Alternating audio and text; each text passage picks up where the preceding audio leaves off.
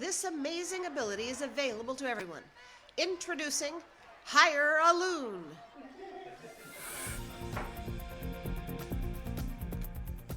Yes, Hire a Loon, the service that puts Minnesota's bottomless capacity for passive aggression to work tearing down any sort of conflict, including labor strife. That's it. The time for talk is past. I'm gonna send in the Pinkertons to get those strikers out of there. Oh. Okay. What? You don't think I should? No. You do what you want. I'm sure you got your reasons. It's just this strike has been dragging on for ages, and we've got to do something. Oh, yeah? Yeah. Oh. You don't think I should? No. You do what you want. You're the boss, after all. Well, maybe we should keep talking.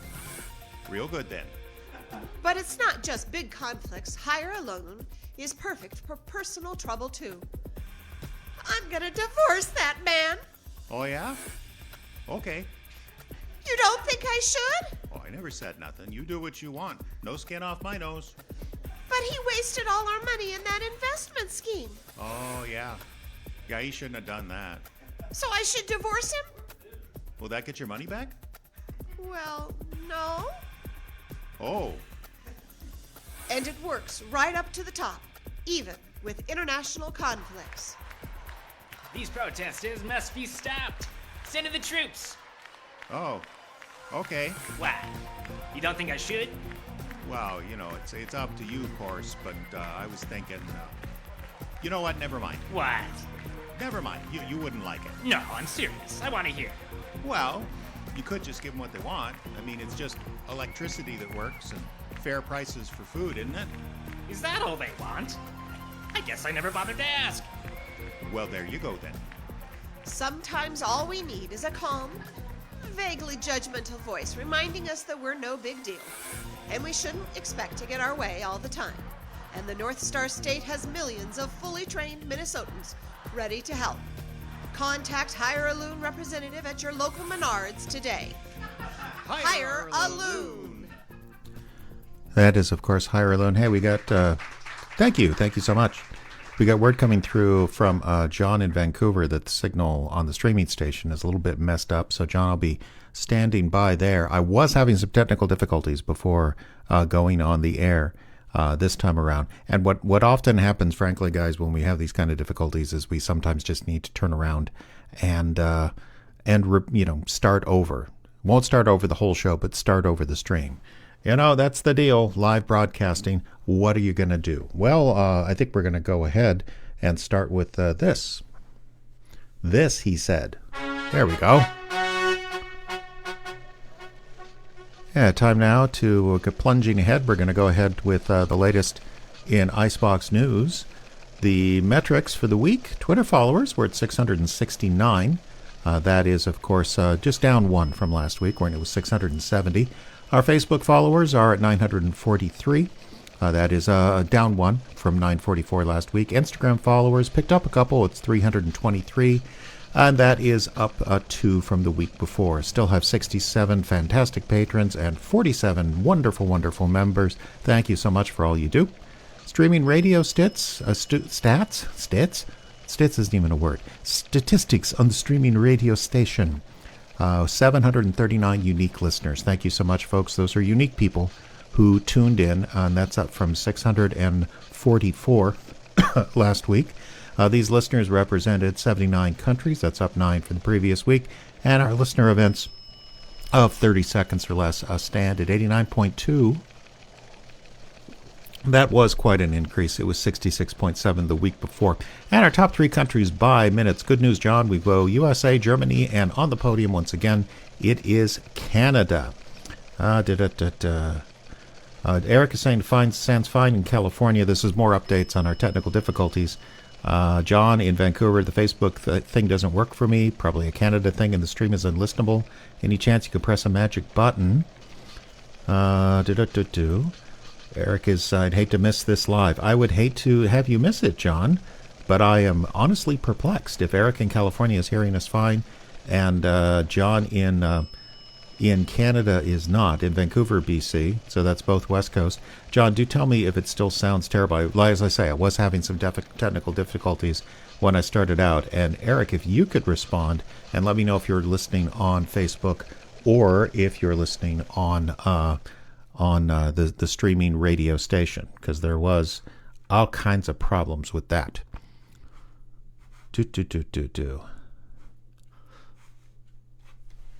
Okay, so let's move on to the news. Well, we can take a look at Skycam 1 for those of you watching online and would like to see that. Of course, this is something we all can do. Eric is verifying it is on Facebook, so Eric can see this, which is what a beautiful gray, ugly day we have coming up in International Falls. At the moment, it is beautiful sunshine and 46 degrees. If you can believe that. It was 19 at this point last week, so 46 was our it was nice to get the temperature, but actually we're headed into a season that I just like to call melt, which isn't the most pleasant season you can have in Minnesota because, of course, we've had snow on the ground for about 4 or 5 months, and a lot of stuff is under that snow. So when it starts to melt and it goes through the process of melting, first of all, everything's dead because the frost line goes down about, about 1.5 meters these days. And when it's going to take a while, is what I'm going to say. It's going to take full melt and then warm temperatures for a couple of weeks to get the ground thoroughly thawed, and that's when the grass that comes back green and the leaves come back on the trees. But as you can see, if you're on the Facebook, as Eric is, we're on our way. 46 degrees, and what are you going to say? It's nice. The ice is breaking up, which is really, really, really good because it was very, very difficult. You know what? I'm going to, just for a minute, I know Eric was, Eric was saying fine, but John was saying that he was having a hard time with the connection. So if you're listening on the streaming station, please stand by. And we'll see if that connects us a little better. I just restarted it. Okay. Oh, Laura is coming in from Penticton, BC. I had no idea we had that many listeners in Penticton. One more time. This is live broadcasting, folks. Sorry about that. I'm going to stop. Yeah, here we go. Interesting. I think I have a theory as to what the problem might be. And this is not good broadcasting, of course, but let's see. Let me try. Do apologize, folks, once again. Let me try this. And we're back. Welcome back on the stream. I'm hoping this actually sounds better. I'm trying something a little bit different, and my hope is that everything is now squared away. Okay, time to get my my face back, or my mind back on the show, and not just the technical difficulties, and talk a little bit about what's going on with the IBRT this week. Well, as you know, we had our last live show about 2 weeks ago, and since that time, moved on to writing the next big project, as well as a little bit of editing. This week, I went through the Coffee Landing Radio Hour from February 27th, and really, it just takes a little bit of polishing up and getting a good mix down of the various recordings. As a matter of fact, I forgot to mention, the commercial you just heard, Hire a Loon, was from that show. So if you don't get the Menards reference, sorry, folks, but there it is. And it was an awful lot of fun, and I think we can probably have that on schedule for the 19th of this month. This month is when you'll be hearing pretty much that entire show on the IBRT Plays podcast, at least the main play, which was entitled The Children's Hour, if you missed it online. And what else? We had a version of Codename Hot Dish was in there, a couple of commercials. I think I'll throw in the songs from The Plucked Pear. It was a fun show, and I think hopefully it'll be about an hour podcast. And that's coming up on the 19th. Other news, looking forward this week, been planning the sound effects for Roadkill. That was the horror show, kind of a monster show. I'll just say what would happen if the deer fought back. That's what that one's about. Anyone who lives in North America knows how much deer can actually be a hazard out on the roads. And this is one, actually, I think I've mentioned before. I wrote the outline for this script years ago, and it got put into a file and forgotten. And then just recently, when I was doing some archival work, kind of cleaning up the archives around here, I'll talk more about that in a little bit. I found this outline and did the script, and we recorded with Linnea Yunt and Dalton Johnson, a couple months ago now, knowing that I wouldn't probably get around to it. So this particular show is going to take a bit of a challenge to get all the sound effects recorded, because it takes place in a car for the most part. And I've always been a big believer that Foley and sound effects is a form of acting. They have to have a certain character. So even though I have plenty of car recordings that we can just cunk up there, I think the thing I'd like to do with this show is really try and record a car being driven in such a way as matched with the moments in the show. And of course, the moments are pretty, how would you say? They're pretty tense, because it's a horror story and things are going bad for the driver and the passenger in the story. And so the gist of it is, I'm going to go out on the road, probably Tuesday or Wednesday this week, and pretend to be chased by a brutal, vicious deer while driving. So wish me luck. Hopefully everything will work just fine. I'll have to see. There are plenty of empty roads around here that I can drive around on. I did do some tests this week, try different apparatus to sort of mount the portable recorder inside of the car. And after trying many, many different things, the easiest one turned out to be the best, which is just resting the particular the recorder. It's a Zoom H4n Pro, in case you're interested. Resting the recorder on a stocking cap on the seat next to me, and that's what sounded best. So I'm looking forward to that, going out and doing that. I'm thinking it should work pretty good. So what else is going on this year? Oh, yes, the writing is actually moving along very nicely. I had a Winter Warlock outline that I typed up a couple of weeks ago. I don't want to tell you much about this, but if you listen to our live show on February the 27th, I got a little tiny bit political at one point. It was a drama. It was a serious drama. So I'm going to sort of complete that process and that thought this time around by being just a tiny bit political with the Winter Warlock. There's so much going on in Minnesota this season, this winter, that I couldn't let it just go by without at least saying something. So just so you know, the Winter Warlock, there's going to be a time travel story. It's going to involve bad people from the past coming to the present, and the title is SS USA. And I'm going to say just over half done drafting this script. Hopefully you'll be able to hear that, May or June, I would think. Got to find the time to get the thing recorded and then edited as well. And also on the creation front, there is a new outline for Lance Manley Library Detective. This one featuring a little bit from Lance's past, which we've never actually done that before. I always kind of leaned a bit on Nora Diamond, a girl cataloger, and her past. Her past came up several times, but we don't know much about Lance's past.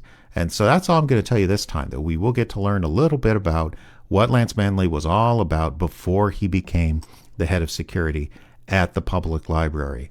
Kind of cranked out that one. And I think the outline looks pretty good. These outlines, just so you know, they never go ahead. They never stay clean to what I originally intended. In fact, the Winter Warlock script, totally different in the outline, but I got 10 pages into it and said, there's a direction this thing needs to go. Let's send it that way. And it worked pretty well so far. I think it worked pretty darn good. Let's see. I mentioned the podcast coming up on the 19th. That's going to be the Coffee Landing Radio Hour. So I think that's about it for this edition of the news. And that means it's just about time for our main feature of this particular show. This is, of course, a doubled up live from the Icebox, in which we're going to feature two main plays, which are both, in this time around, The New Adventures of Nero Wolfe. That's right. Nero Wolfe has been a staple around here ever since we discovered that Justin Kapla, our secretary and board member and all-around great guy, did an absolutely killer Sidney Greenstreet impression, and I think we are up to 7 episodes now that we've done with Nero Wolfe, including some that we transcribed ourselves. So this particular, we're going to start with the IBRT show and then follow it up in a little bit later with Sidney Greenstreet himself in one of the most popular Nero Wolfe mysteries from 1950. But this recording we're going to listen to first. This is called Nero Wolfe and the Case of the Calculated Risk. It's one of our live shows. We did this on November 18th, 2023, on the stage of The Salty Jester. I think it's one of the best written plays they ever did, and Nero Wolfe. And also, Justin was in rare form that day. So, without further ado, here is the Icebox Radio Theater, Nero Wolfe and the Case of the Calculated Risk.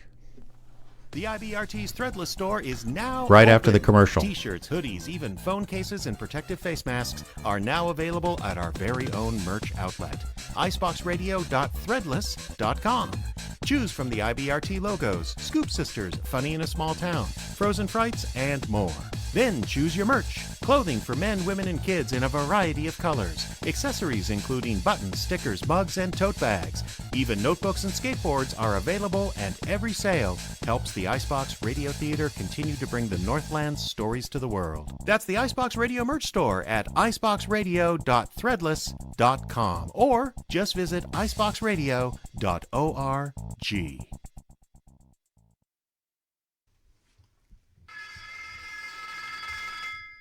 Ladies and gentlemen, the ringing of that phone bell brings you mystery, adventure. Nero Wolfe's office, Archie Goodwin speaking. Mr. Wolfe, he's right here, but who is... You what? Archie, you look bewildered. So you'll be when this client gets here, Mr. Wolfe. He says he's got a date. For murder.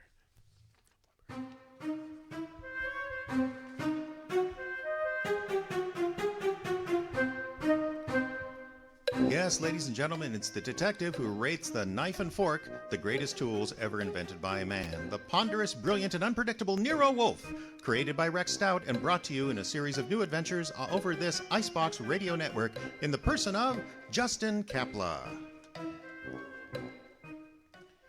Tonight's story, the case of the calculated risk, was as strange and baffling a one as Nero Wolfe ever had to deal with. And take it from me, Archie Goodwin, we've had some honeys.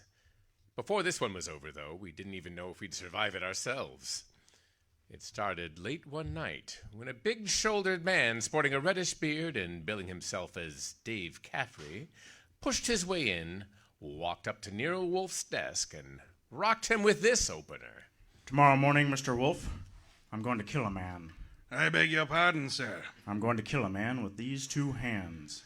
I've been told strange things across this desk, Mr. Caffrey. This is the first time a murderer has confided his intention to me in advance. Who prays your victim to be?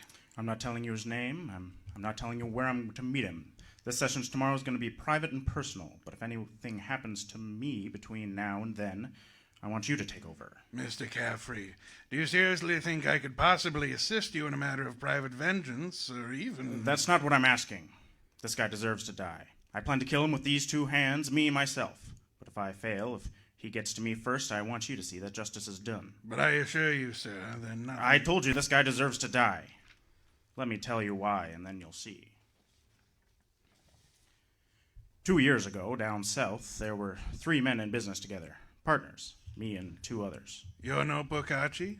If Mr. Caffrey doesn't mind. You're wasting your time, Wolfe. The names I'll use will be phony.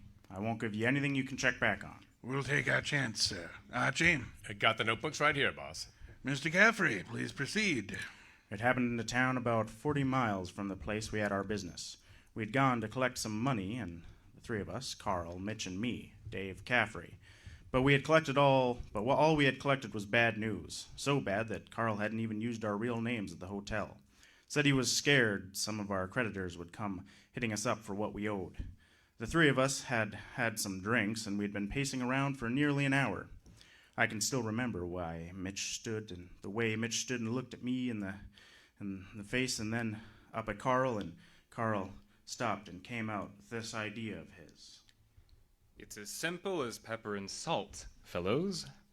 We've got 6,000 cash on hand. You've counted it, Mitch. Didn't we make it 6240, Carl? Whichever. Yeah. We've got 6,000 odd, plus some slow accounts receivable against debts of 38,000. With 3 of us trying to live from business, we haven't got a chance. Well, we might not have much of money, Carl, but... It's hopeless, Dave. With 2 partners, though... 2 partners? You reckon on pulling out, Carl? I say we cut cards for it. Low man drops out. Break up the partnership after sticking together all these years? Wait a minute, Dave. Maybe Carl's right. Maybe this could work. What else will?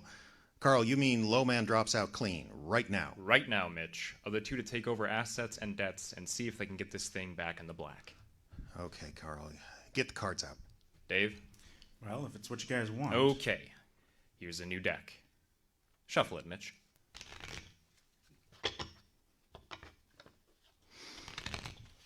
And shuffled. Cut 'em, Dave. All right. Go ahead, Mitch. You get first pick. Spread 'em out if you like. Here goes. A 6. Your turn, Dave. Okay. 9 of clubs. Lucky pull, Dave. That puts you in whatever Carl pulls. I'll pull it fast. There she is. An ace. I'm sorry, Mitch. That leaves you elected. Well, Mitch, I'm sorry, too. I guess we all had a fair whack at it, but I... Wait. Let me see that ace again, Carl. Easy now, Mitch. I said I was sorry, but let's not. Look, Dave. What is it, Mitch? All the aces are marked. Carl, I'm going to cram this deck right down your crooked throat, and you won't zip... Mitch! Carl! Go. Mitch, look out! He's got a knife! Carl, you can't... You did. Carl, you've... All right. I've cut him for keeps. What do we do now? What do we do now? Look, Carl, I didn't mark those cards, and I didn't kill Mitch, and what's more, Listen, you don't... you get wise and fast. The law won't make no distinction between us. We're in it both just by being here. Now come on, let's go. We gotta act fast.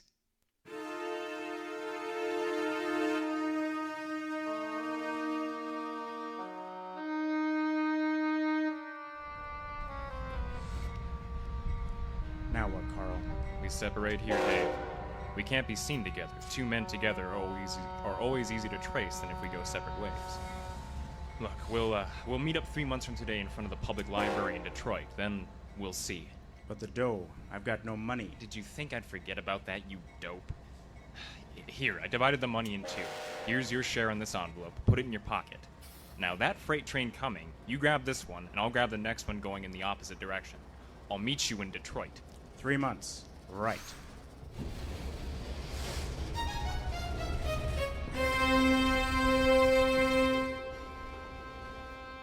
And that's how it was, Mr. Wolfe. This man you call Carl. He would seem to be one of the world's choice creatures, Mr. Caffrey. Do you wish me to guess what happened then? No, but you could. When I thought to look in that envelope he gave me, I found $40 and a few folds of wrapping paper in it. I was mad. Burning mad. I jumped off that freight intending to go back, but I picked up the local newspaper. And know what I read? All about the murder of your friend Mitch, with the statement that Carl had accused you of the crime, and with the police believing him in view of your escape. That's it. Classical. Not at all original. Classical. And you fell for it. I was young then and stupid. And then you spent the intervening years hunting down this man Carl, am I correct? Or did he remain in your hometown? You bet he didn't. He knew I'd come back. No, he skipped, and I tramped the country from east to west, north to south. Tramped it for years searching for him, and yesterday I found him. I followed him. I saw how he's doing in his snazzy secretary and thriving business and modern suite on offices on the 39th floor of... Yes, Mr. Caffrey? You were about to make a mistake. On the 39th floor of which building? Wouldn't you like to know? Now, see here, Caffrey, if you expect Mr. Wolfe to help you... I don't want him to help me. I'll help myself. But if I fail, I know Mr. Wolfe's reputation well enough to know that he'll never rest till this rotten chiseling's murderer's sitting in the chair. That's why I've come here, just to provide backstop in case my dear friend manages to get the best of me. And how will we know? You see this envelope? Read what it says. Nero Wolfe, 601 West 35th Street, New York. Delivered to him in case of my death. That's right. In this envelope is $500, nearly all the money I've got in the world. Also, there's our full details of the murder I described to you and proof you'll need in case I fail. Tonight, Mr. Wolfe, I'm going to give this envelope to the manager of the hotel where I'm stopping. If I'm not back to my hotel by 1 o'clock tomorrow, the manager will deliver this envelope to you. I'm calling on my friend at noon, right after his secretary goes to lunch. Is that clear? Perfectly. But you don't think I'm going to allow you to go through with this wild plan, do you? You can't stop me, brother. And don't try to follow me, either of you. I'll lose without you any trouble at all. Good night. Well, shall I try to tail him, boss? It's no use, Archie. He's right. Knowing you're tailing him, he could lose you easily. The guy's mad. Stark raving mad. Yes, but he means every word of what he said, I'm sure of that. Get Inspector Kramer on the phone at once.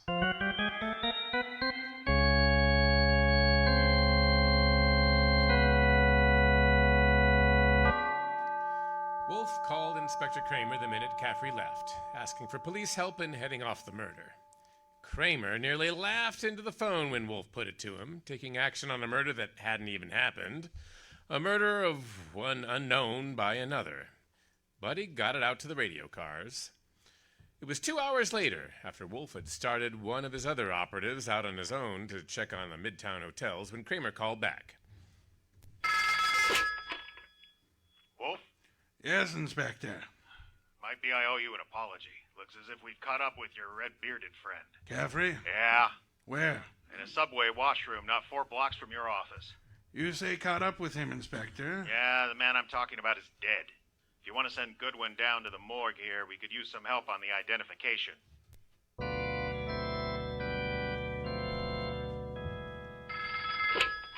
Nero Wolfe's office. It's Archie, boss. You're at the morgue, I take it? Yeah, it was Caffrey all right, mugged and stabbed. Wallet gone, pockets cleared out, and no envelope. The envelope with the supposed $500? Gone. Witnesses?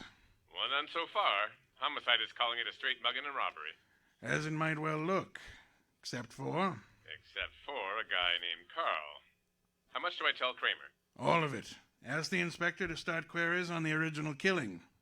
What year did it occur, and where? Don't be impertinent, Archie. It's our best chance of getting a description of this Carl person. The original killing and the partnership. Starting from, say, 8 years ago and working backward to the middle 20s. Tell him to concentrate on towns with railway lines. Putting out pictures of Caffrey and... Yes, pictures, dentistry, fingerprints to Washington. Kramer will know how. And if I come across a haystack, boss, do we keep an eye out for needles? We're going to find Carl, Archie. We're going to find him if it takes from now until doomsday.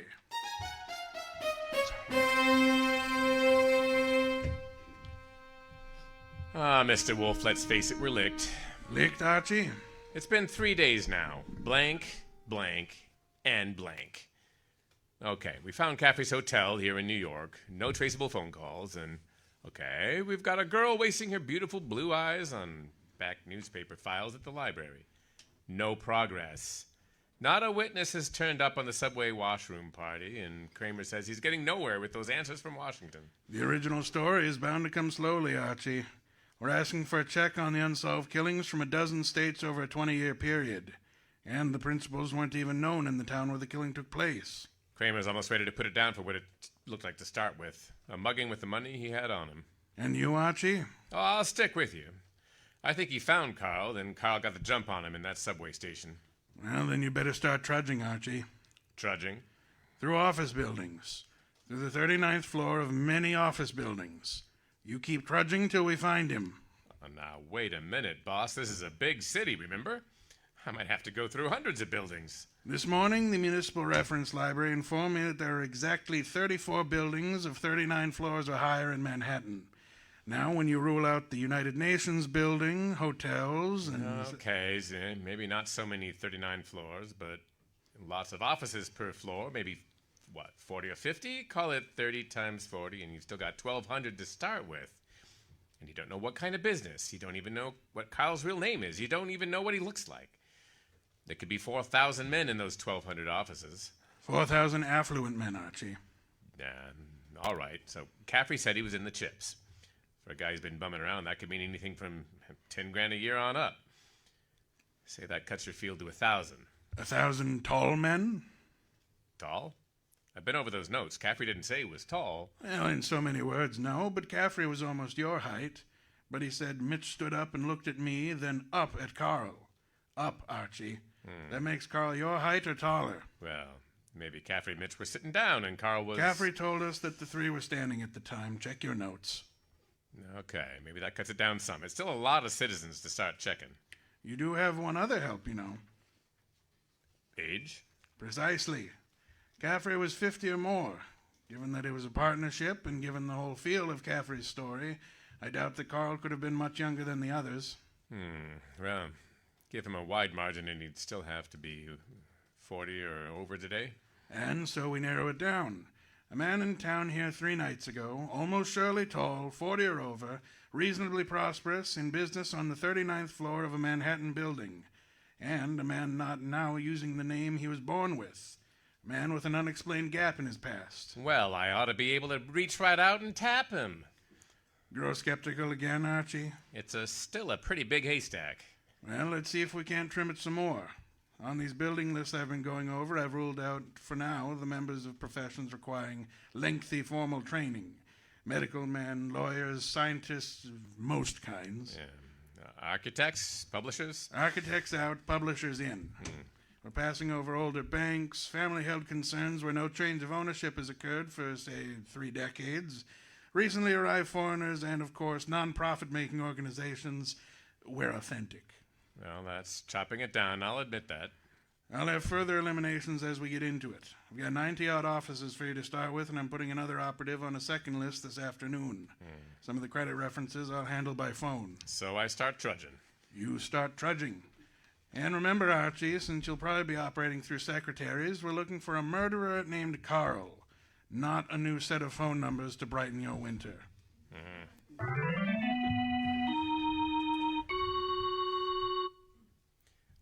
Look, Miss Steele, when I see a redhead like you, I say there's a girl with a smart boss, and boss smart enough to pick himself out of one-girl public relations department. Yeah, probably a man who came up the hard way and knows how to... The hard way, Mr. Goodwin? It was Mr. Anderson's grandfather who started this business. Well, I guess you could call it a survey of executive resources, Miss Levin.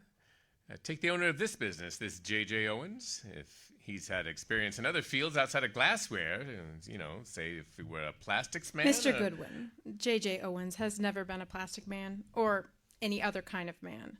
The J.J. stands for Jane Jennifer Owens. And I'm busy for lunch, if that's what you're leading up to. Tall. I don't know what you're peddling, Goodwin, but if my boss put on his elevator shoes and stood on a box, he'd still be down somewhere near my necktie. If he stood on his money, however, we'd need a helicopter to get up to his shoelaces.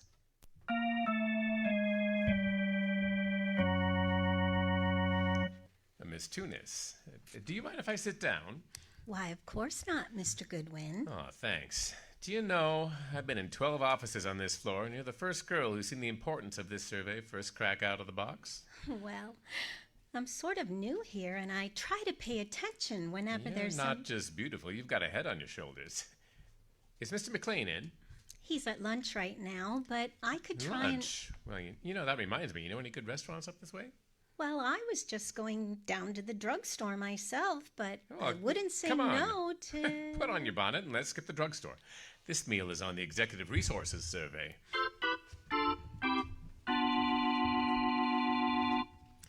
Well, there you are, boss. Results of a thorough search. Tinsley, McLean, Fernandez, Tesreau, and Kaplan. All 5 of them tall, all 5 a little misty in the background. You've done well, Archie. Very well. But I'm crossing off Fernandez and Kaplan. Why? Well, the Credit Bureau report clears Fernandez, and Kaplan was on a special war job. The FBI x-rayed his records twice. Leaving J.P. Tinsley, Carson McLean, and Philip Tesreau. I'd like to see all 3, Archie. Get them here one way or another. And so you do admit that Tinsley isn't your real name? Mr. Wolfe, are you a blackmailer or what? I'm a licensed private investigator, sir. Any disclosure you make will be kept in confidence. But you haven't said what the case is. And I don't intend to. If you'd prefer to explain this mysterious gap in your background at the district attorney's office, then... All right, Mr. Wolfe. I'm not scared of the DA's office, but I'd rather handle this quietly. Good. Proceed. I'm using the name Tinsley because I've got an undivorced first wife out on the coast. We broke up 20 years ago, but she said she'd see to it that I never married again. If she knew where I was, well, I don't say I'm a saint, but she's a very vindictive woman. I see. May I have names, dates, and places starting in, say, 1924? I can't quite understand your interest, Mr. Wolfe. Well, it's rather complicated, to put briefly, Mr. McLean. I'm working in the interest of a client, I can tell you that much. Our people have found this puzzling gap in your background, and I'd appreciate such clarification as you may be able to supply. But I told you, Mr. Goodwin, I was raised and educated in the Orient. Until 32, I was in business with my father in China. Where you say your father died? Where my father died. With this depression, I returned to New York, starting this importing house in a small way. I weathered through the early 30s, and I think my bankers can assure you of my standing today. Oh, they've done so. Carson McLean and Company has an excellent credit rating. Well, thank you, Mr. Wolfe. To switch somewhat abruptly, Mr. McLean, would you happen to remember how you spent the evening of the 19th? Of this month? Of this month. Well, I could hardly... Wait, you say the 19th. Would that have been a Tuesday? Yes, I believe it was a Tuesday. Well, that simplifies it. I'm nearly always at the office on Tuesday nights, dictating the revisions in our weekly wholesalers list. Let me see. Yes, I was there on the 19th. I had a tray sent in, and Miss Tunis and I worked till just after midnight. Miss Helen Tunis, the secretary Mr. Goodwin spoke of? She's been with me 2 or 3 months. Miss Tunis can confirm these dictations, then, on the night of the 19th? Of course. But, Mr. Wolfe, your manner is so persuasive that I'd scarcely realize you were asking some extraordinarily searching questions. Might I ask, why in the world you... If you'll indulge me, Mr. McLean, my prying is nearly concluded. You say you were in China until 1932?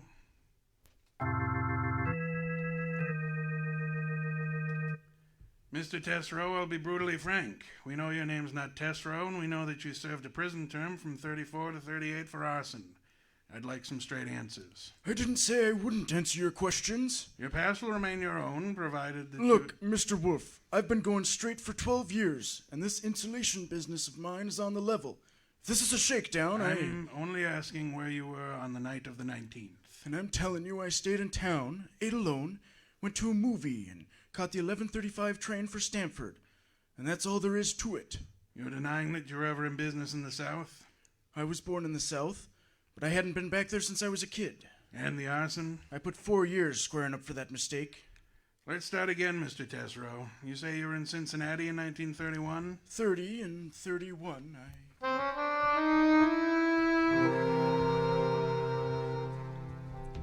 Okay, Mr. Wolfe. 3 candidates and we're still stuck on our own 1-yard line. Tesreau, McLean, Tinsley. Now, rule out McLean. He gave enough references for those years in China, and with Helen Tunis, he's got one firm alibi we've laid on to. Caffrey got it before midnight. With conditions as they are in the Far East, Archie, it could be weeks before cables come back in McLean's claims. Claims? Oh, you figure the whole Chinese background is a fake? I want you to see Miss Tunis again, Archie, taking all precautions for her safety. And this is one time I give you permission to ply her with all the attentions you can possibly contrive. Are you far enough to put tails on any of these 3? Already done. Tails on all 3, and I sent pictures to Inspector Kramer for circulation in the South. No answers yet from the coast about Tinsley? None yet. For the moment, Archie, you concentrate on Helen Tunis.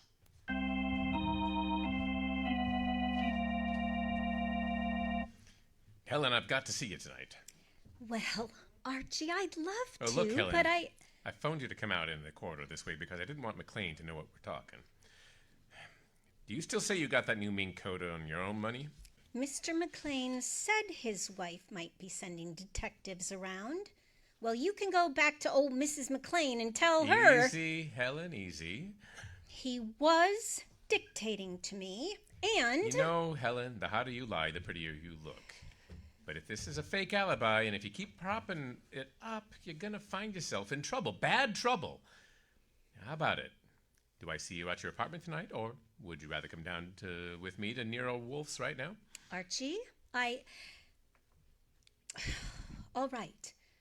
I can't go with you now, but I've got a dinner date with my aunt, and I can't reach her by phone to break it.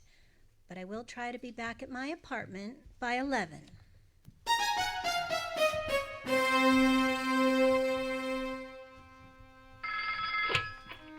This is Archie, Mr. Wolfe. I'm at Helen Tunis's apartment. Well?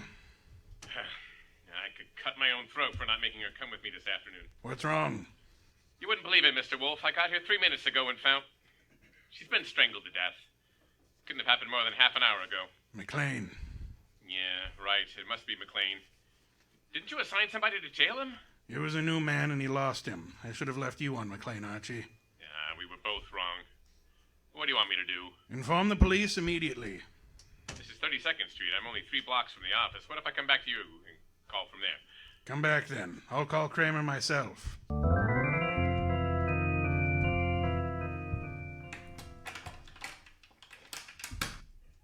Mr. Wolfe, I'm still kicking myself. Look out, Archie! Too late, Mr. Wolfe. You keep coming right in, Goodwin. With your hands up. No, I wouldn't try that. McLean? And you keep your hand out of that desk drawer, Wolfe. This time you're too late, McLean. My hand's in the drawer, and I think I shall leave it there. You don't think I'd shoot? I'm sure you would. But you've only got 2 of us to cover now. No, Archie, don't try to draw yet. How'd you get in here, McLean? Ask your brilliant employer and keep those hands steady. Archie, my sense of shame is as keen at the moment as any knife ever wielded by Mr. McLean here. He surprised me after breaking in through the downstairs kitchen. Of course, it had to be Fritz's night off. I caught your fat friend just 2 seconds before we could call the police, Goodwin. I overheard his talk with you from the hallway there. My apologies for not crying out sooner, Archie. It was my fault, Mr. Wolfe. I should have... No, the fault was mine. There was an exceedingly tasteless scarf in my mouth. And when Mr. McLean swung over you to cover, it took me a moment to expel it. Too bad you wasted your time putting your hand in that drawer. Now, why don't you pull it out without the gun, Wolfe? I refuse to, McLean. It seems obvious that you mean to kill us in any case. I'm afraid that's true. Up till now, I didn't see how they could get me for that old knifing or for the murder in that subway bathroom, but when you called me in for questioning and Goodwin started making dates with Helen, too. You leave her out of this. She didn't tell me anything. I know, but she didn't tell me anything either. A little warning would have been nice. I've been concerned about you two ever since that night I followed Colby here. Colby? You knew him as Caffrey. It doesn't matter since I caught up with him in that subway washroom. No, you keep that hand up, Goodwin. And watch it, Wolfe! Don't move that hand in that drawer. When I found that envelope on him and read that letter to you, I knew he hadn't spilled the entire South Carolina story to you.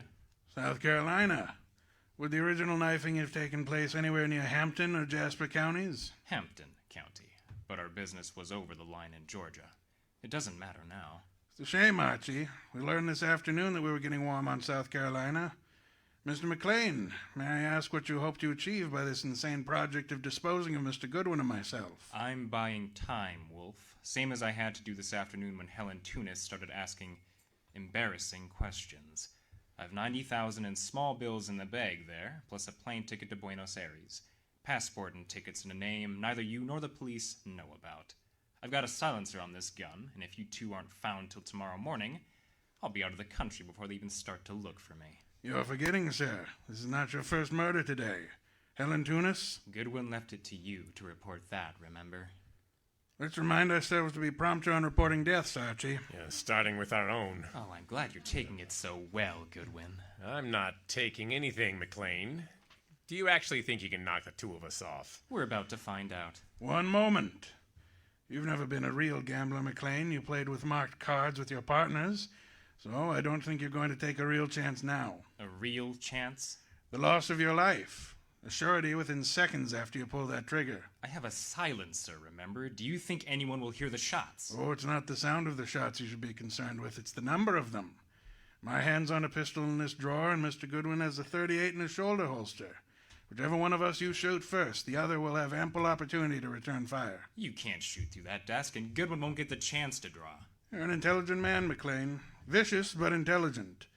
May I describe the certainty of your immediate death if you don't throw that pistol of yours on the desk and give yourself up? Oh, there's 2 of you. I know that, but there's... McLean, you must be aware that very few men are killed instantly with a single bullet.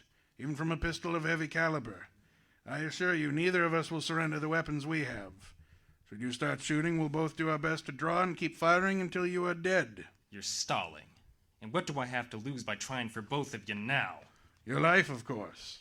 Or to be exact, the 6 to 8 weeks your life will be extended for the necessary time to bring you to trial, convict, and execute you for the murders you have committed. Perhaps longer, perhaps even months, but definitely longer than the mere seconds promised by your current path. If I start shooting now, are you trying to say... I'm informing you as clearly as I can that you may kill one of us, but the other will surely kill you. But if I put the first one through Goodwin's heart... I wouldn't start with Mr. Goodwin, McLean. He's young and tough, and I'm sure he'll move in the split second your finger tightens on the trigger, making an accurate shot at his heart a difficult feat indeed. All right, suppose I cancel you out and take my chances with Goodwin. A better choice, but still a dubious one. I'm fat. Exceedingly fat. And for perhaps the first time in my life, I am thoroughly grateful for it. You see, my bulk affects the calculation, Mr. McLean. No, that's right. You could pull off all 7 shots, McLean, and still not hit Mr. Wolfe where it counts. Well, you exaggerate, Archie, but I thank you for the gallantry of it. It's quite likely that with 2 or 3 shots, Mr. McLean might well dispose of me, but not with his first shot, and will not permit you more than that. Look, if I promise to do no more than tie you two up, to give me a head start, will you toss in your guns? Of course not.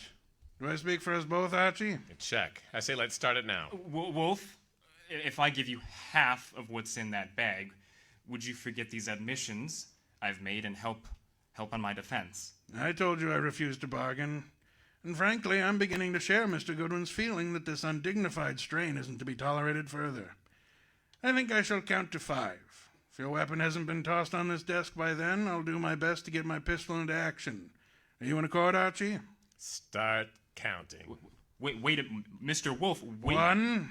If I trade half that bag for no shooting and 1 hour's head start, no tying up, just a promise. 2. That, all the money in that bag for half an hour's head start. 90,000. 3.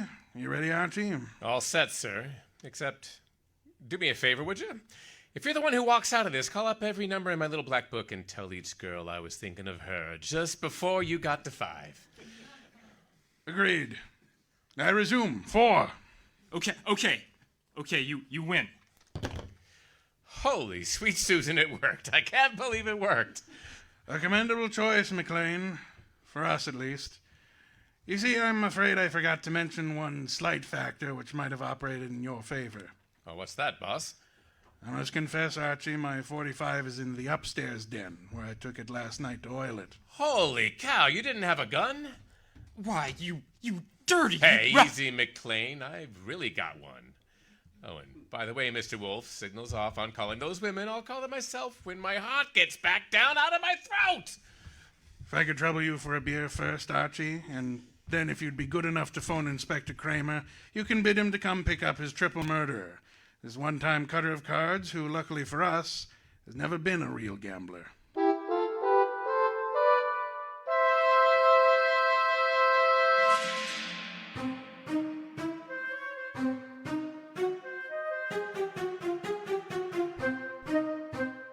Nero Wolfe, The Case of the Calculated Risk from the Icebox Radio Theater, was recorded before a live audience at the Salty Jester, a performance club in International Falls, Minnesota, on November 18, 2023. It starred Justin Kapla as Wolfe, James Yunt as Archie, Ian Hall played Caffrey, Jeffrey Adams was Inspector Kramer, Caleb Silvers played McLean, Karen Schickel was Miss Tunis, and Caleb Silvers, Carice Boyer, and Scotta Turner were the secretaries.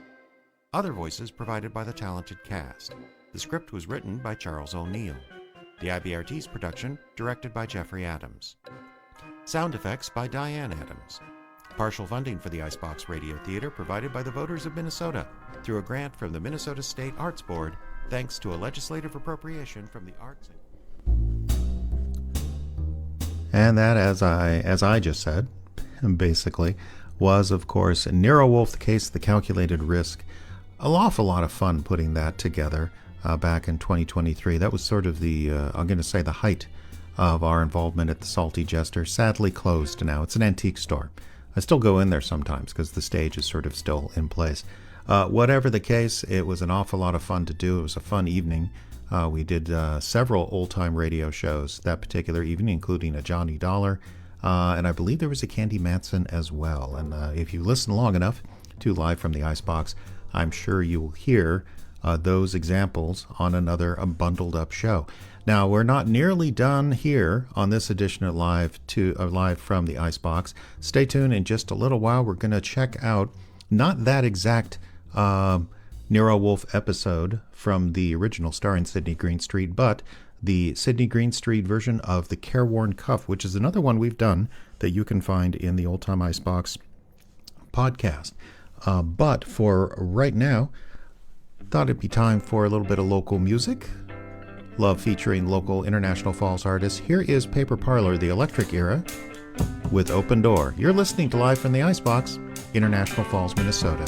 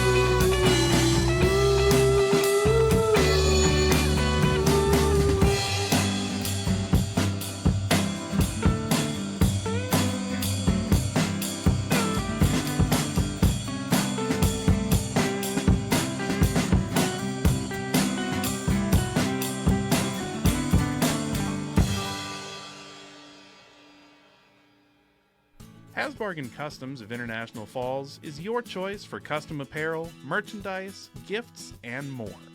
Need jerseys for the team? Hasbargen Customs. Need memorable t-shirts for the reunion this summer? Hasbargen Customs. How about a custom gift that needs that special Northland touch? Check out HasbargenCustoms.com. Hasbargen Customs utilizes top-quality inks and the newest technology for printing, embroidery, signage, and more. They're not just t-shirts.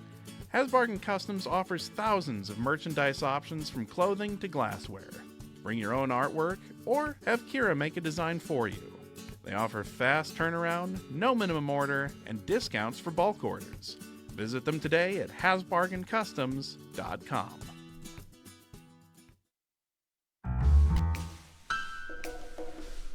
Okay, well, you've heard the IBRT version of Nero Wolfe. Time now to move on to the original.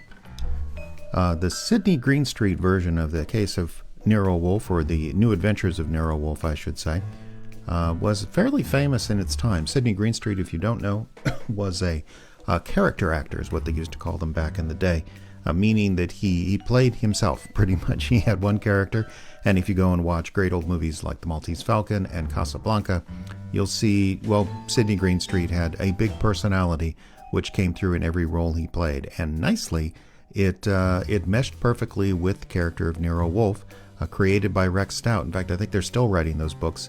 Rex Stout is no longer with us, alas, but I believe new books are being produced all the time by ghostwriters. And this particular show was broadcast in 1950, October 27th, 1950. And we do have, as I mentioned, we have our version out there. It is Nero Wolfe and the Case of the Careworn Cuff. It's time for Old Time Radio on Live from the Icebox. Stay tuned for Nero Wolfe. Saturday night chimes on NBC mean a full hour of fun with Dennis Day and Judy Canova. Dennis always appears perplexed and bewildered. But one thing that doesn't perplex him is how to make a popular ballad come to life in his thrilling tenor voice. And there's music also on the Judy Canova Show, plus comedy in the mischievous Canova manner. That's Judy Canova and Dennis Day, tomorrow night over most NBC stations. My boss is the smartest and the stubbornest, the fattest and the laziest, the cleverest and the craziest, the most extravagant detective in the world, Nero Wolfe.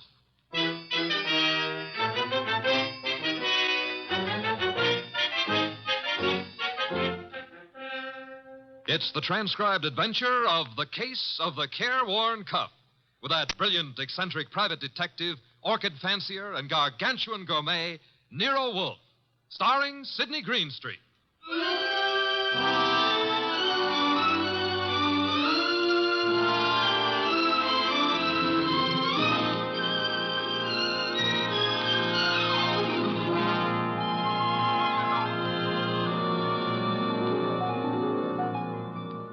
The place is Nero Wolfe's office. At the moment, the world's greatest motionless detective is sitting in the chair which was built especially to support his 300 pounds. His eyes are closed, and he's making sounds through his nose.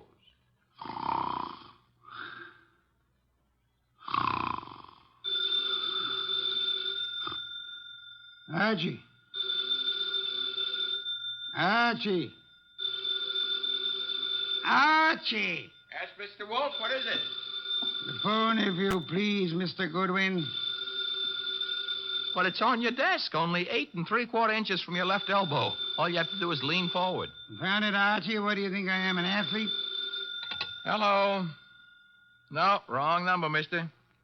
Well, I'm sorry, Mr. Wolfe, if that old phone awakened you. Wrong number, and I was not asleep. I was merely concentrating. On what? We're out of work. There's nothing to concentrate on. May have escaped your errant attention, Archie. But there are other subjects for thought besides murder. Mm-hmm. Sure, blondes. And blondes. You're right at that. Brunettes. Phooey. That's not a nice thing to say about any girl, even if she does happen to be a brunette. Archie. Yes, sir? Go away. You annoy me. Suppose I did. It would get you beer for you. Fritz. Tonight happens to be Fritz's night off. However, you can always get your beer for yourself. Don't be an idiot. There are exactly 23 steps between here and the kitchen. As you very well know, I abominate strenuous physical activity. 23 steps times 2 is 46. You could walk very slow. Nonsense. Now that you mention it, I happen to be mildly thirsty, Archie. Would you... Now that I mention it, you'd better let the beer go for tonight. Why? Our stock is running low. You being careless? I've been careful, because something else is also running low. What? Money? Fiddlesticks, there's plenty in the bank. Sure, but very little of it is yours. Mr. Wolfe, do you remember that batch of orchids you bought last week? Course I do. Magnificent and very rare specimen. I got a magnificent bill for him this morning, too. It was large? It was large. Confound it, Archie. I shall have to do some work. You turned down half a dozen cases in the last few weeks. One of them may still require me. Most of them hired other detectives. However, there is a Mr. Wenceslas who might still be in need. His problem is what? As I remember, he's being followed by midgets. He wanted you to do something about it. Not that he minded the midgets so much. It was the elephants they were riding. The man needs a psychiatrist, not a detective. Anyone else? I can check my files, but I don't think... Aha! Saved by the bell. Another cliche like that, and I shall... Answer the phone yourself? Assassinate. You see what it is. Okay. Hello? Yes, Mr. Wolfe is in. Yes, he'll be in. He always is. What? But... That was a Mr. Charles Porter.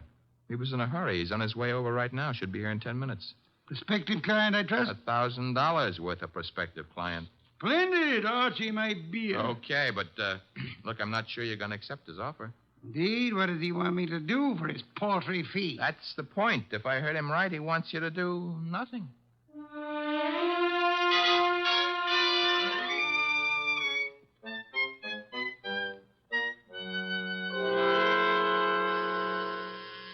The door, Archie. Yes, sir. I hear it. Mr. Porter? Naturally, I'm Charles Porter. Who else would I be? It's a large field. Never mind. Come on in. I'm Archie Goodwin. Where is Wolfe? Mr. Wolfe is in here. Mr. Wolfe, this is Mr. Porter. Good evening. Fat, aren't you? It's moderately noticeable. Archie, a chair for Mr. Porter. Don't bother. I'm too impatient to sit. When I have business to take care of, I take care of it quickly. Very well. Send him out of the room. Mr. Goodwin, nonsense. He's my assistant. He remains. I don't like it. Archie, show Mr. Porter out. Now, wait. There's no need to get temperamental. Perhaps I'm a little abrupt. Rude. I'm a worried man. And impatient. You're wasting time, Mr. Porter. I suppose I am. The reason I came to you... Young man, what are you doing with that notebook? Getting ready to make marks in it. But... Oh, never mind. Mr. Wolfe, you have a client named Dorothy Spencer. Have I? There's no need to be coy about it. I happen to know. Then you know. I want you to drop her. Drop her? Refuse to handle her case. Close the books on her. You know what I mean. Why should I? The girl has no money. I have. That doesn't answer my question. Perhaps this will. Appear to be a small package of dollar bills. It happens to be $1,000. Archie, will you? I will. It is $1,000. Thank you. Mr. Porter. Yes? You're paying me $1,000 in order that I refuse to act for Miss Spencer. Nothing more. That's right. What does she suspect you of? I said nothing about... Well, that is... You must know that as well as I do. Possibly, and nevertheless, what does she suspect you of? Being a blackmailer. Whereas your occupation really is? I'm a musician. Pianist. I'm appearing nightly at the Windsor Hotel. Archie, have you made out a receipt for Mr. Porter? Yep. Give it to him and show him to the door. Okay. Mr. Porter? Mr. Wolfe, I want your assurance that the entire affair is definitely finished. My association with Miss Spencer, you mean? You have my assurance that it is. You will forgive a classical illusion. The Cabo. Thank you. Good night. Mr. Wolfe, I have a secret about Mr. Porter. He smells. Some perfume or other. More important, his right coat cuff is more worn than his left cuff. And the carpet happens to be a musical term meaning start again from the beginning. Oh? Porter thought it meant finished. Therefore, Mr. Porter is a liar. His ignorance of common musical term indicates that he's not a musician. The worn right coat cuff, that he is an office worker. That's kind of leaping to a deduction. But even if Porter's a liar, Mr. Wolfe, there is something else. He paid you $1,000 to drop a client named Dorothy Spencer. Mr. Wolfe, you never had a client with that name.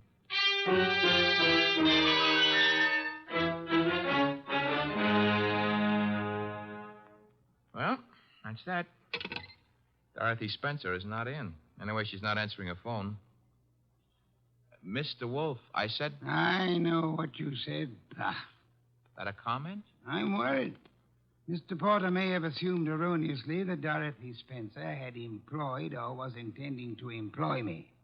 That does not explain why he lied about his occupation. Maybe he didn't lie. After all, your deductions could be wrong. Phooey. Okay. Take care of that right now. I'm phoning her. Hello? Windsor Hotel? Get me the manager's office. Thanks.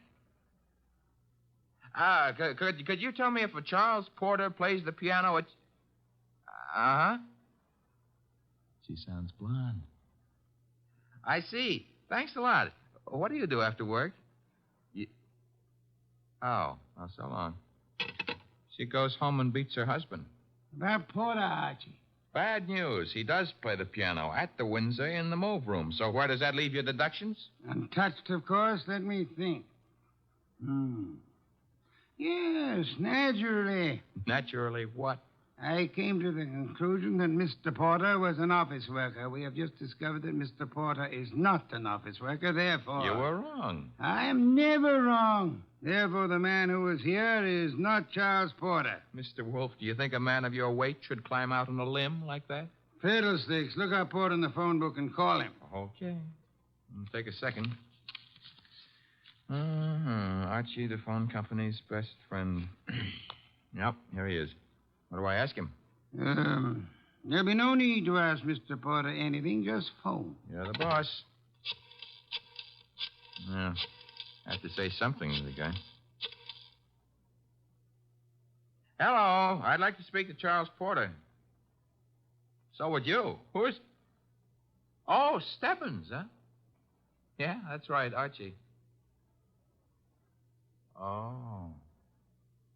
No, don't bother why I called. It's a coincidence. Goodbye. You know who that was? No. That was Sergeant Stebbins, Sergeant Pearlie Stebbins. I might add, as though you didn't know, that Stebbins happens to be a sergeant in homicide. Indeed. You expected this. I still don't know what your conversation was about. It was about Charles Porter, who maybe was a liar, but who isn't going to tell any more lies on account of he was just shot to death.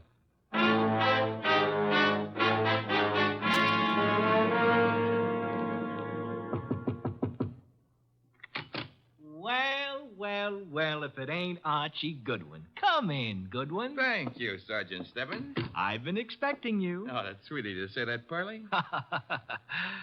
Why did you phone Porter? His right coat cuff was more worn out than his left. So for that, you had to kill him? No, actually, I killed him because he didn't know his da capo. Hey. Yeah, hey. He don't look good anymore, huh? Guys who stop bullets with their face never look good. Pearlie, you've been robbed. I did. That corpse is not Porter. Now, relax, Goodwin, relax. His fingerprints were on file and they check. His girlfriend says he's Porter. If he could get up and talk, he'd tell you he was Porter. And what makes you think he isn't? Well, because when he visited us earlier tonight, he looked different. Not much, but... You said girlfriend? Yes, I said girlfriend. She's in the next room mopping up. She kind of broke down when we brought her here. You brought her here? Now, don't tell me what her name is. Why shouldn't I? It's Spencer. Dorothy Spencer. Ooh, that's what I was afraid of. Sergeant, Oh. Ignore him. He comes with the woodwork. His name is Goodwin, Miss Spencer. Archie Goodwin. Find what you were looking for? What I was looking... Somebody's gone through this place like a minor league hurricane. You? What business is it of Of yours? mine? None, maybe. On the other hand, Nero Wolfe might have other ideas. Matter of fact, I'm sure he'd have. Miss Spencer, why don't you go see him? The address is 601 West 35th Street. I don't see why. You want your boyfriend's murderer found, don't you? Now listen, Goodwin, the police are working on this. Sure, they'll see to it nobody harms a corpse. Goodbye, Miss Spencer. Don't forget that address, 601 West 35th Street. Believe it or not, you used to be a client of ours.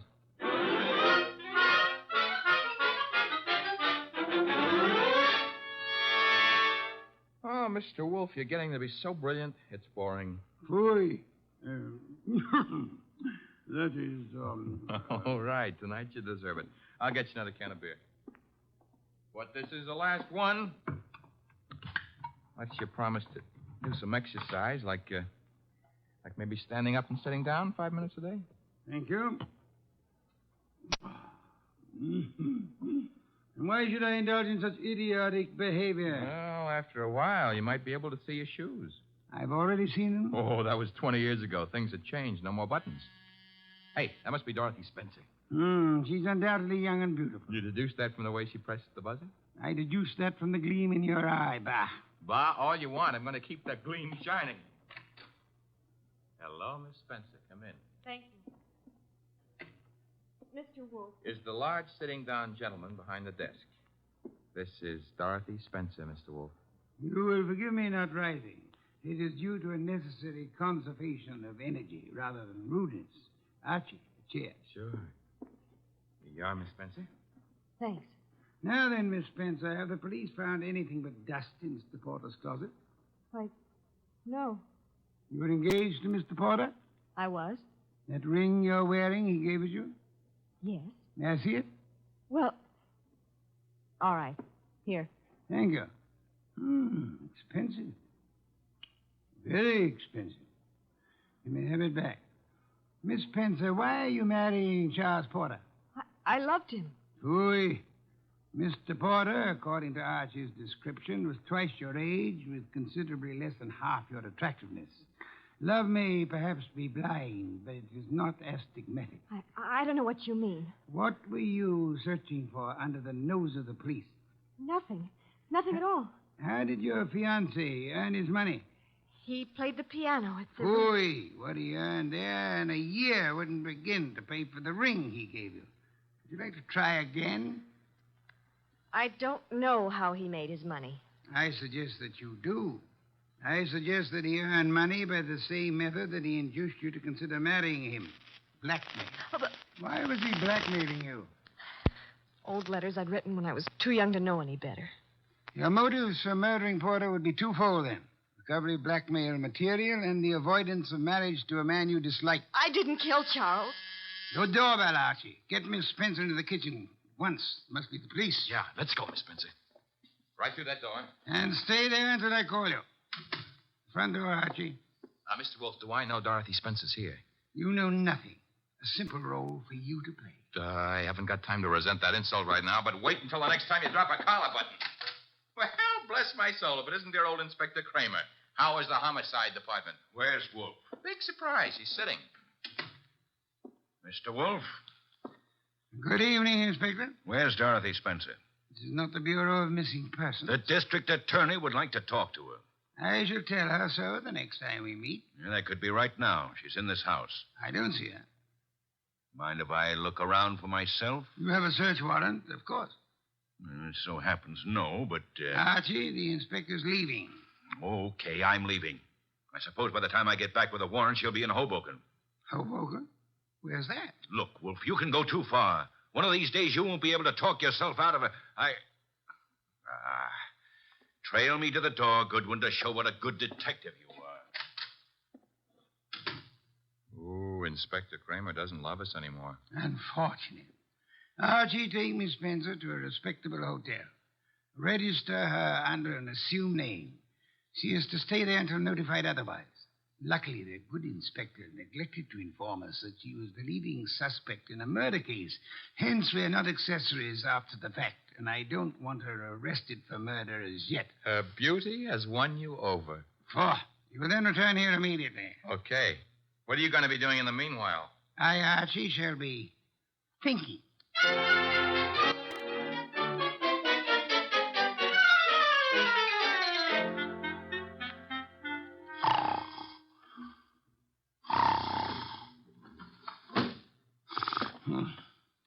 Archie?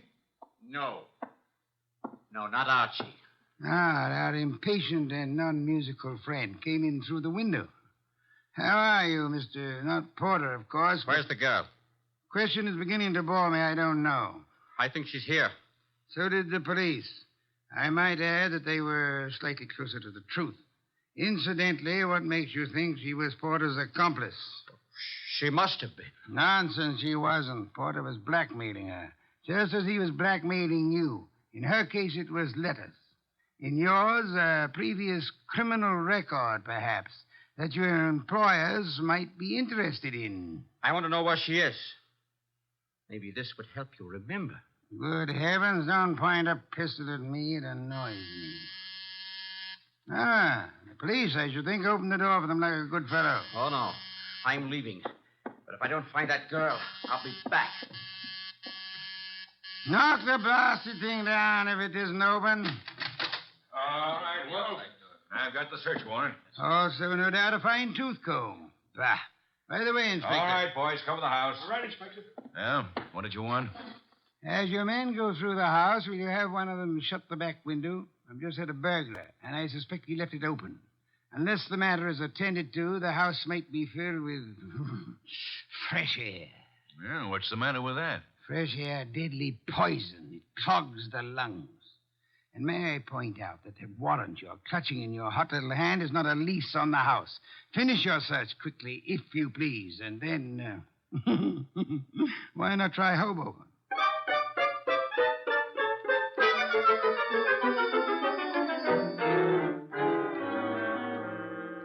So I just missed the inspector, huh? You did? That I can stand. I'm sorry about the burglar, though. Perhaps we can arrange to have you meet him in the morning. He left his calling card with name and address on it? He dropped his handkerchief here on my desk. Oh. It's a handkerchief. It smells. So it does. But, All of our unknown friends' clothes carry the odor. Therefore... Yeah? You will go out immediately to the nearest drugstore, buy a specimen of every cake of soap manufactured in this country.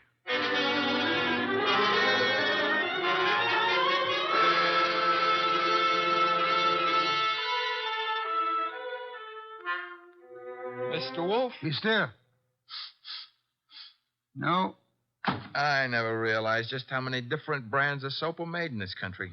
You should listen to the radio more often. So far, we've sniffed at 37 cakes. None of them smell like porter. Let's see. 38. Hey. Let me have it, Archie. Yes, the soap. It's labeled orchid ovals. I should say basically mislabeled. Orchids have no odor. Our task for the evening is finished. Why? All we know is the guy washes with a basely mislabeled soap. No, the odor would not have been so persistent in that case. Unquestionably, our visitor works for a soap company that makes orchid ovals. Every employee of a plant in which perfume in large quantities is used inevitably carries the odor on his clothes. Oh. And you already deduced he works in an office. Uh-huh. I go see him in the morning? You do? You know, Mr. Wolfe, what with hiring rooms for girls and paying visits to a perfume factory, I'm beginning to feel like a maiden aunt. No one would ever mistake you for a maiden aunt, Archie. Thanks. Is that another deduction? Maiden aunts rarely need a shave.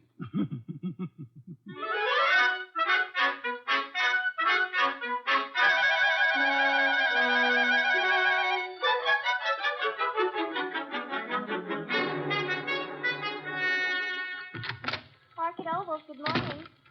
One moment, please. Oh, can I do anything for you, sir? Yeah.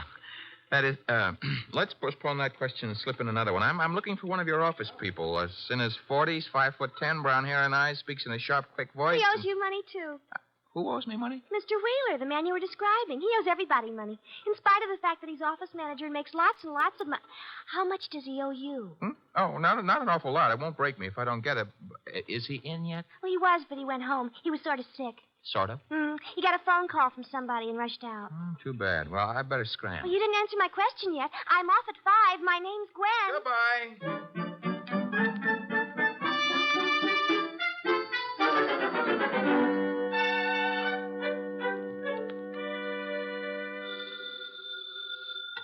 Wolf speaking. Archie here. Unknown's name is Wheeler. He left the office this morning sick. after he got a mysterious phone call. Dad, probably. Get to Dorothy Spencer at once and bring her here. Right. I'm at Wheeler's house now. Thought I'd better check. His wife's here, too. Blonde? Uh-huh. How could you tell? Fatuous smirk in your voice. Get out of there fast, and don't stop to console Mrs. Wheeler.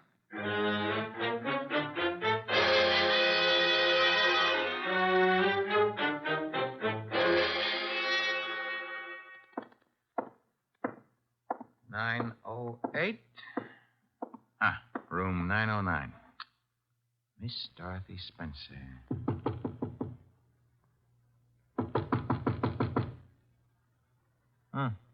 Nobody home. Shut that door behind you, Goodwin. What? Never mind pulling triggers. I'll shut it. Oh, Archie. I would prefer silence. Keep your hands high, Goodwin. It's unhealthy. All the blood had run into my head. Archie, he murdered Charles. He did. Tut, Mr. Wheeler. You really shouldn't have. It's against the law. Get into the bathroom, both of you. I already shaved. I phoned him. I thought maybe he had my letters. Porter couldn't keep his mouth shut about his other He victims. was going to force Dorothy to marry him. Did you find his material, Wheeler? Yes, in an office. He read it as a front. It's all burned. And why all the melodrama? You know about me, so does she. I can't trust anyone. Get into the bathroom, I said. Look, let's not lose our heads about this. Get moving, Goodwin. I like it here. All right, then. Here is where you'll get it. Hey, wait a minute. Something's wrong. I got shot and Wheeler fell down. I shot him, Goodwin. Stebbins. Dear Sergeant Stebbins. Oh, you little flat-footed angel. It's lucky for you my flat feet got staked out here in time. Just for that, I'll buy you a pair of arch supports for your next birthday. But I'm beginning not to believe this. You had it all figured out? Well, not exactly. Well, that is, Wolf sent you here. Well, he kind of phoned in and suggested one of us shoot down here and do some rescue work. That old devil. Hey, you're not kidding. What are you laughing about? Wolf wasn't sure whether you'd need rescuing from Wheeler or... Stop killing yourself with your own jokes. Or whether Miss Spencer would need rescuing from you.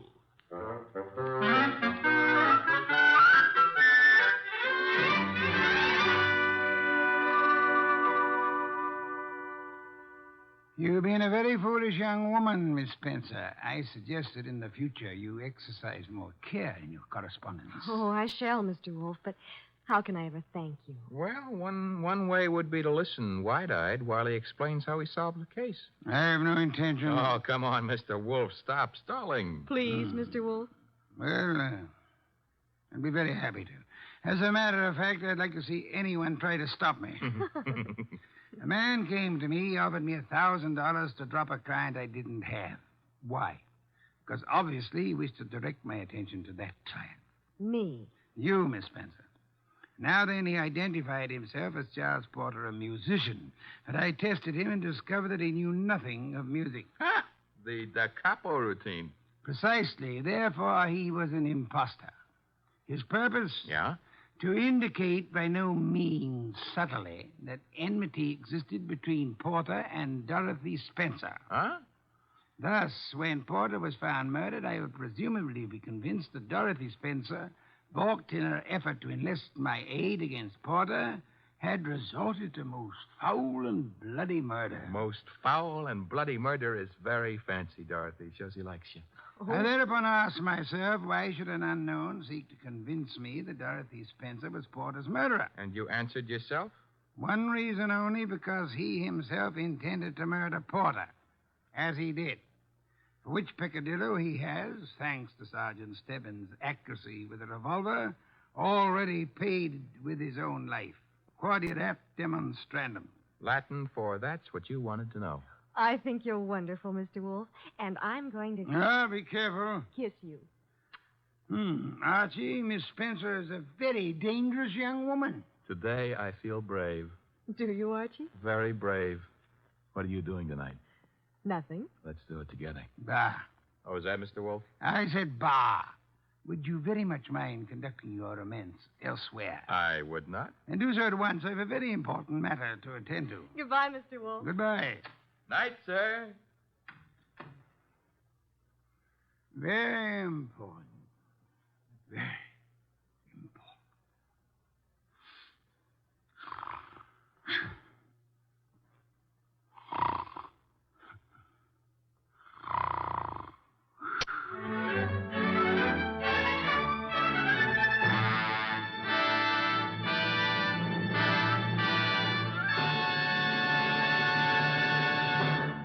have been listening to The New Adventures of Nero Wolfe, starring Sidney Greenstreet.